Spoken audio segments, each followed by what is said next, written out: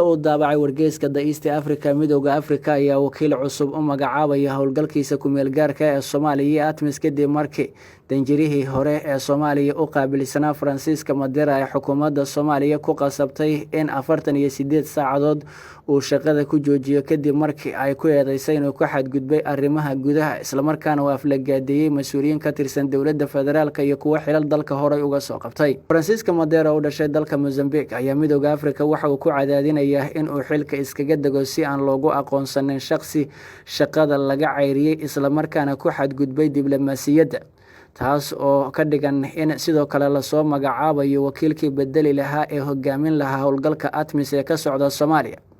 sida wargeysku uu saadaalinayo waxa lagu bedeli doonaa Maman Saduka oo xilkan horay uga horeeyay ka hor inta aan wakiilka midowga Afrika Francisco Madera loo magacaabin sanadkii 2015. Maman Saduka ayaana u dhashay dalka Niger ee galbeedka Afrika kaas oo la filayo in uu hogaamiyo hawlihii uu horay u hayay Francisco Madera ee howlgalka midowga Afrika ATMIS iyo sidoo kale wakiilkii guud ee midowga Afrika u qaabilsanaa Soomaaliya. Maman Saduka ayaana la filayaa in uu sii wado shaqadii horay u hayay Francisco Madera isla markaana ahayd hogaaminta howlgalka midowga Afrika ATMIS iyo sidoo kale xafiiska wakiilka guud ee midowga Afrika ee Soomaaliya.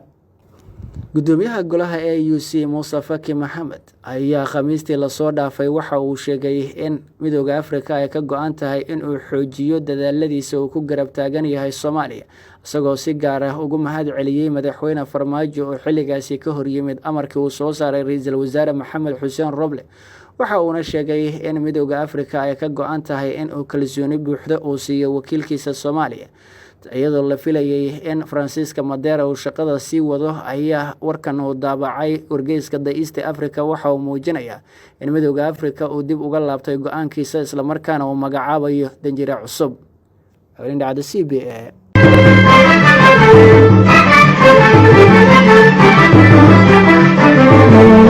hadal oo ku hadal bishii oo dhan $7 oo kaliya ku darso fariin kasta oo aad dirtaana waa ku bilaash. haddaba si aad ugu shubato adeega kaafiye fadlan garaac xidig 8 eber 8 afargees ama xidig 2 eber 2 afargees.